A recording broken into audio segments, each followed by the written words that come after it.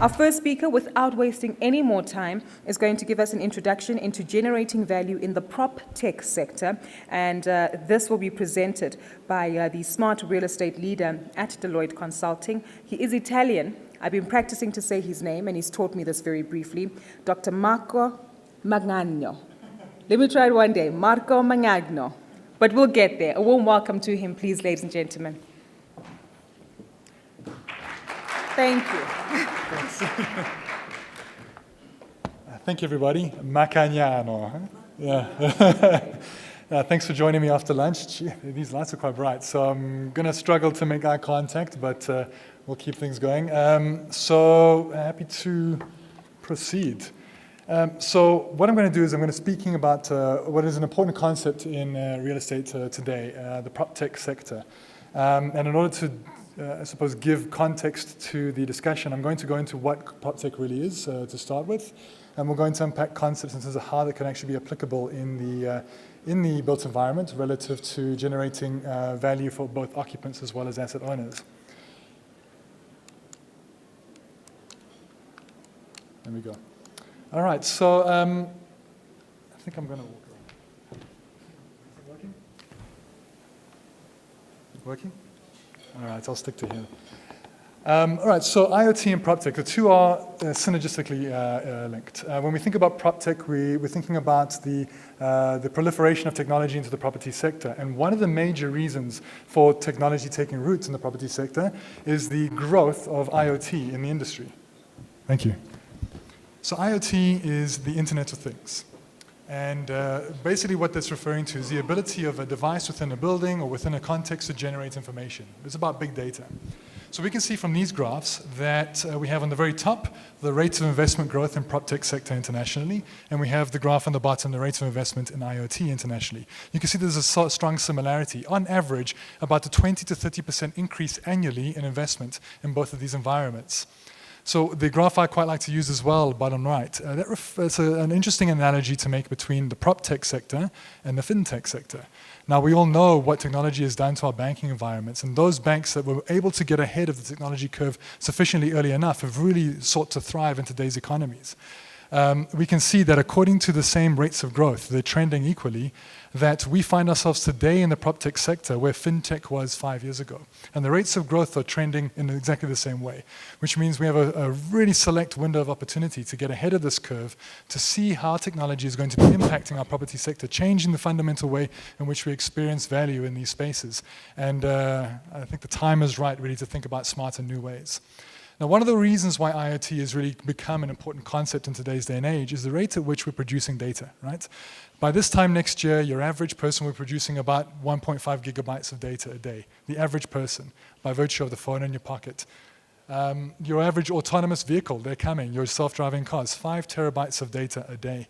These are interesting concepts to think about, particularly when one considers that now we're drowning in a lot of data, right? How do we get best use out of that? Because those that can actually get ahead of the utilization of data problem are those that are going to succeed in the smart built environments discussion.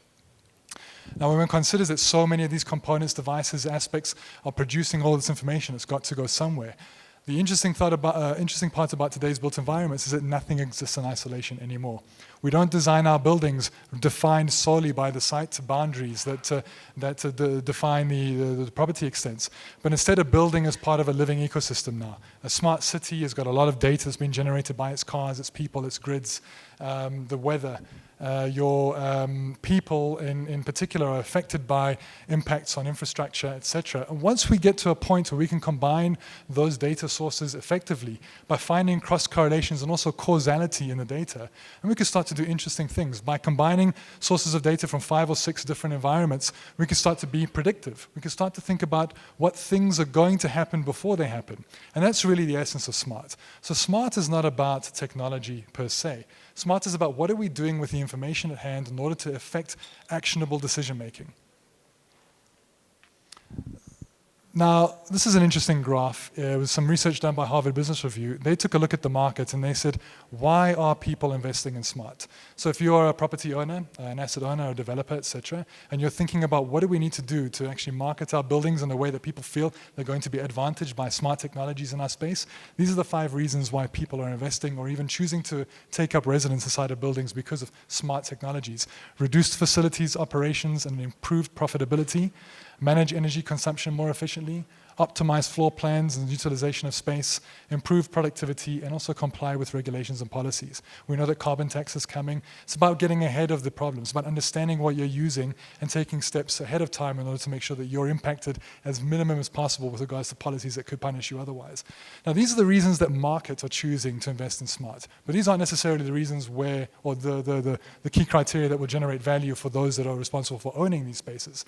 And we have a definition of what smart buildings are in Deloitte. Smart buildings are digitally connected structures that combine optimized building and operational automation with intelligent space management to enhance the user experience, increase productivity, reduce costs, and mitigate physical and cybersecurity risks. Important concepts. It's quite a mouthful. It's more than just tech and IoT. It's about designing and curating a suitably intelligent ecosystem that can tackle all these aspects. And when we're dealing with data, very, very important that we need to think about the impact on cybersecurity and the protection of personal information.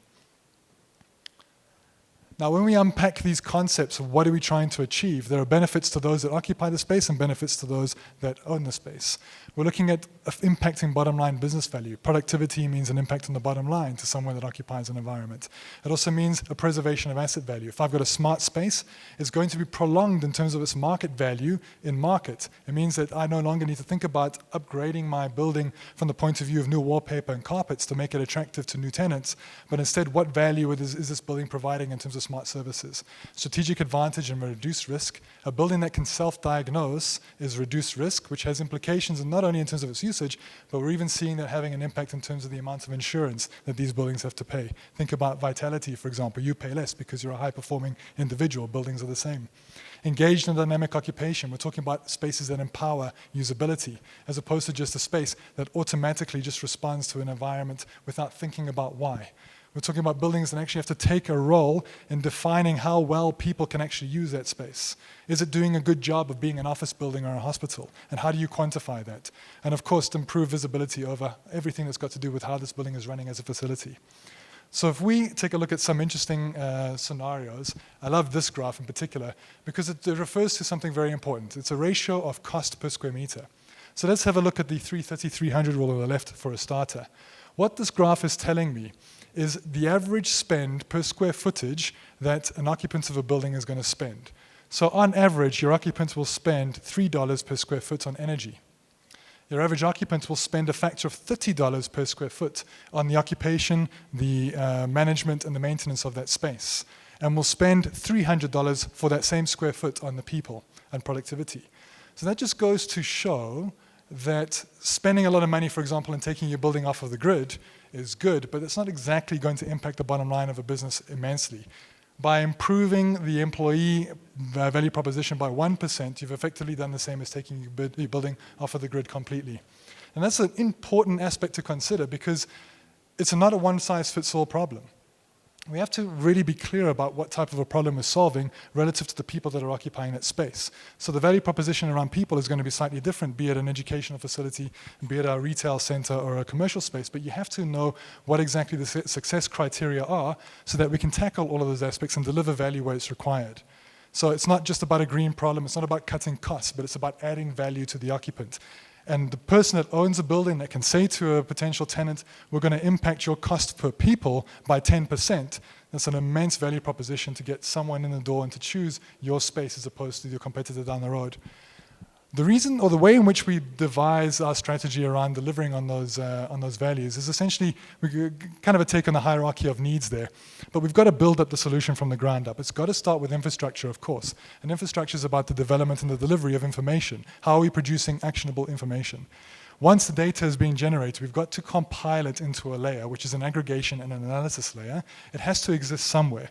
But if things are coming across in multiple streams, if you're not bringing it into one place, you're not getting the value you need. And then we have to apply those insights in a meaningful way. through an application layer. So it's about delivering that insight on the ground that changes behavior. And what we're doing as well is we're creating a knowledge feedback loop, so we're re-injecting it back into the into the information life cycle. So we look at the problem from 4 angles. We look at it from people, in terms of how people are using this, the facility, what impact are we having on the ground, are they being benefited properly? We're looking at the process or the operations.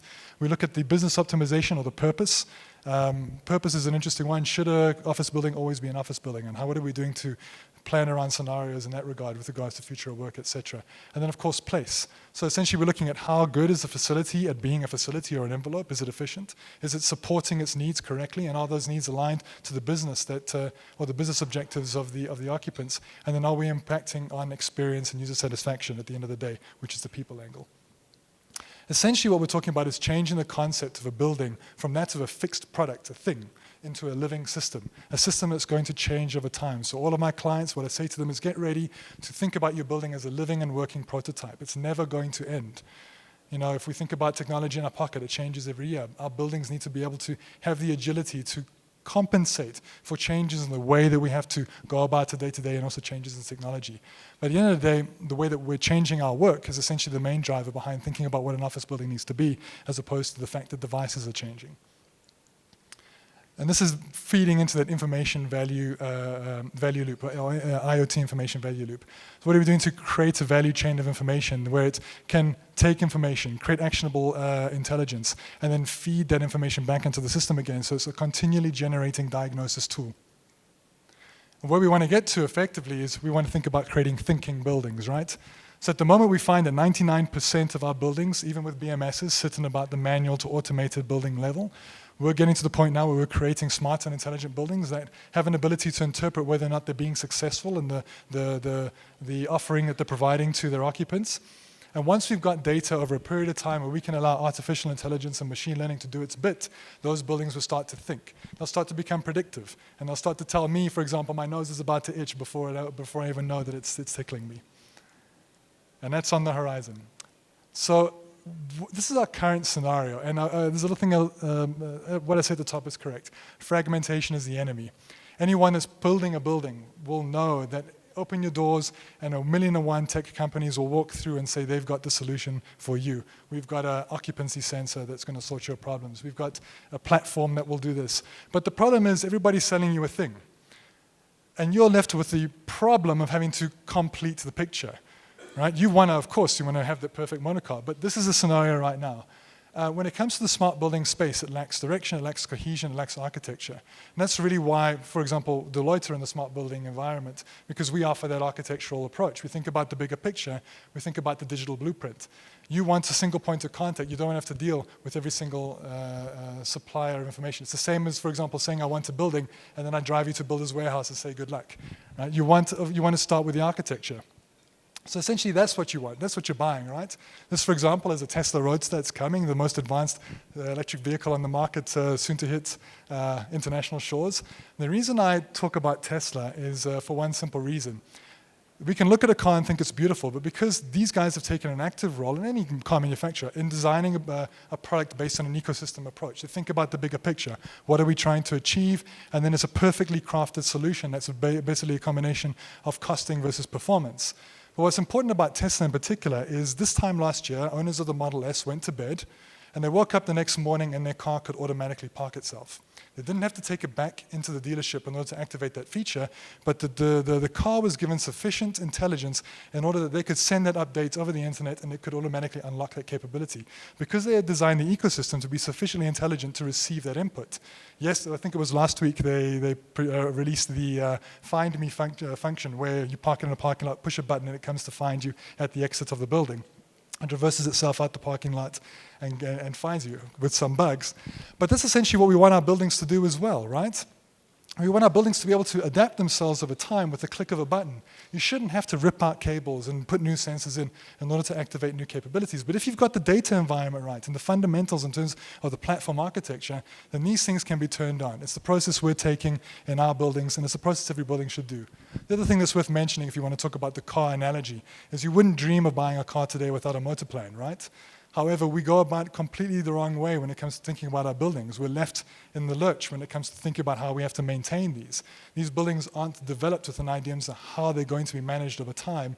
We're inconvenienced by that. Our buildings should come with that same approach. So this is typically what a building today is provided with in terms of the professional teams.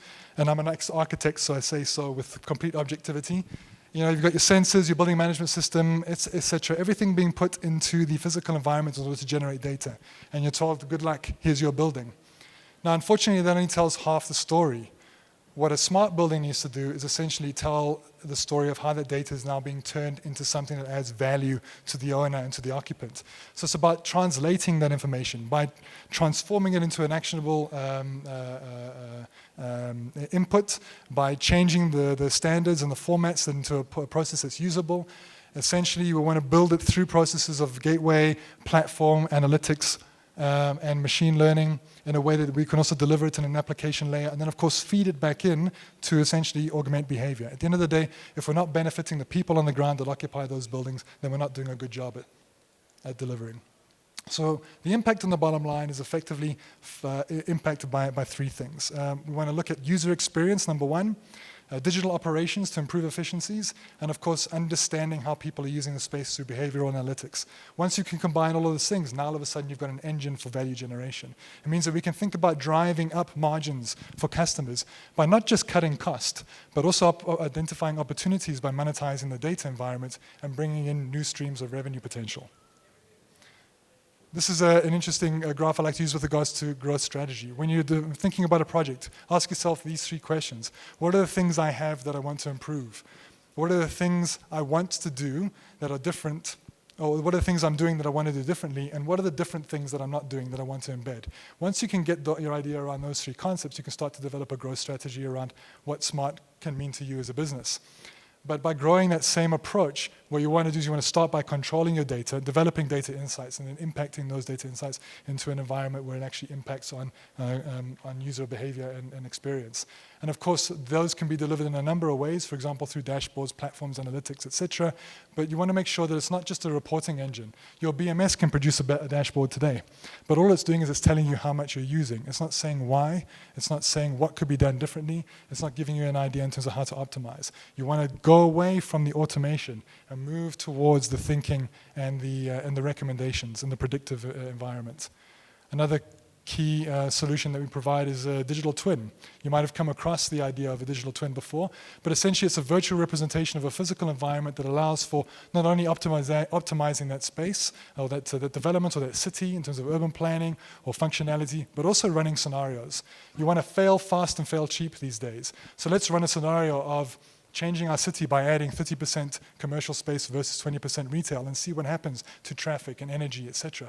Run those simulations ahead of time so that we don't have to fail in the physical space with great cost. I'm going to look at a couple quick examples in terms of what this means in terms of in commercial and retail space. One of the interesting figures up here, 47% of today's jobs will be gone in 10 years. Now think about all of your commercial office space owners right now that are hunting for that 10-year lease. How can they possibly promise space to a company that doesn't know that half their jobs are still going to be in use by the time their lease is up? It's impossible. That's why we need to emphasize the idea around creating a system that can fit you like a good suit, whether you expand or contract. It needs to really understand the way that space is being used. And that also goes to changing the idea around letting space as well, that your asset owners need to think about providing a service rather than just thinking about revenue through square meterage. So what we're looking at is the creation of enabling environments. Physical proximity is less important these days, of course. The age of mobility means you can work from anywhere. But when you're creating smart space, it's found that people actually go to work more often because they're able now to work better than they could ever work before. These spaces are aligned to their needs. They've got access to people, resources, technology, and it means that they've got more and more people walking through the door. We've put the proof in the pudding with our own office spaces. This button's a little bit tricky, with our own office spaces where we're actually employing these solutions as well. What we do is we employ a 360-degree framework which puts humans at the center. We do the same in terms of our smart cities and our smart hospitals, etc., but humans always at the center. And it's about identifying those enablers based on the success criteria that mean that this is going to be good for my business? And it's important that you unpack that because, again, it's not a one-size-fits-all. There's no single technology that's going to sort your problem, but it's about defining the business outcomes according to an architecture and tech strategy that supports it. You look at the worker, the use, the technology, how you control things, and what are your main business drivers. When you apply all these things together, you start to develop an interesting picture. The combination of technology, data, and physical space means you can create these smart environments where we've actually been able to quantify certain performance benefits, 21% increase in profitability when done right. Now, as a value proposition for an asset owner to a commercial tenant, you're basically saying to them that they can take every Friday off and get the same amount of work done. That's incredible to think about. There's a lot of companies investing a lot of money in software to get that 10% productivity into their workforce. Look at the space, get 20%. Let's get the job done in that space first. A 50% reduction in fewer desks used. We're seeing the same thing in our own space. Reduction in energy by 15% and energy savings of up to 70% in 3 years. These are all immense benefits that have an impact not only on the person that owns the building, the person that occupies it. And it's all made possible because we're taking active steps and through the good utilization of analytics around the data that these environments are generating. Our own building in Amsterdam is regarded as the smartest and greenest building in the world through this approach. The Edge building, I recommend you have a look at it. I do have a video, but we're short for time, so I'm unfortunately not going to play it. But there's a few interesting statistics that are worth looking at. 40% less space per person, 70% less electricity, wireless connectivity 10 times faster. There were 20 world firsts in terms of technology that we employed in that space. And what's interesting about this is that in this space, we've noticed that people are 30% less likely to quit their jobs. We're actually getting more CVs from people that we want because they want to work in this environment. And that is, again, another immense value proposition that's difficult to quantify over and above the fact that we're getting better utilization out of our space. So I'm just going to breeze past the video. It's a Bloomberg business video, so you're welcome to check it out online. In our own HQ that we're putting together in the waterfall, right now under construction, due to be complete in April, we're introducing very much the same concepts in terms of how we want the space to run and look and feel. We've emphasized employee and client experience. And what was interesting is I came onto the project when it was already 5 stories up. So a lot of the infrastructure had been chosen, but we turned that building into a smart building through an approach of attacking the data and the information alone. And we were able to turn that building and create new experiences, completely different way of working, and making sure that it would create a frictionless environment for less than 1% of construction cost. And that's an important aspect to consider. We don't have to spend a lot of money on tech and devices, but it's about what are you doing with the data. And the majority of buildings today are producing a lot of information and just not taking full advantage out of it because they don't know how to combine. And that's where we add that value. So some interesting aspects, I might touch on a few features. Indoor navigation, find your boardroom through turn-by-turn directions, find out where your colleagues are, be directed to people based on their skill set, have my coffee waiting for me the way I like it on my desk before I get to work, be greeted by name through facial recognition, do some intelligent security analysis with regards to what's happening in our lobby, who's an undesirable and who isn't, has a package been left behind, and are we automating an incident report to our facilities management. A lot of these things are basically automating but also curating the experience in an exciting way. I know, for example, when my client arrives, I get an automatic notification. In terms of retail, it's an exciting space, and I'll breeze through quickly as well. But the same 3 core concepts: understand the experience on the ground, figure out how you can optimize operations, and then analyze behavior through venue analytics. Once you combine these things, you can tackle the idea of new generation of revenue through data because you've got a much more granular and fundamental understanding of the consumer in that space. So Nike on the corner wants to know if they're reaching their full target market, and the asset owner of the shopping center can tell you, you know what, 50% of the people you could be selling to aren't coming to your location. Number one, that's important information, but this is why.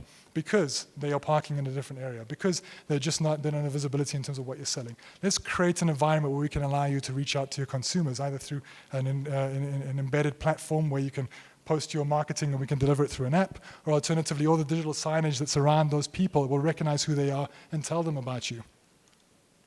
Where we are seeing real benefits on the ground are through some of these interesting stats.